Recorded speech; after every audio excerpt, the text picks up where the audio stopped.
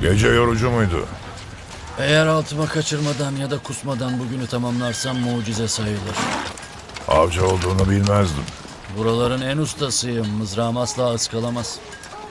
Para ödüyorsan avlanmak sayılmaz.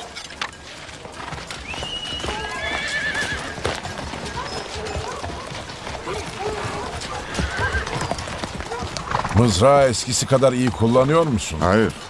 Ama hala senden daha iyi. Senden ne istediğimin farkındayım. Kabul ettiğin için teşekkür ederim.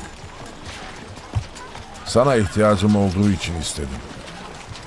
Sadık bir dostsun. Anladın mı? Sadık bir dost. Son sadık dostumsun. Umarım iyi hizmet ederim. Edeceksin. Ben de sürekli bu kadar suratsız olmamanı sağlayacağım. Hadi çocuklar gidip birkaç domuz öldürelim.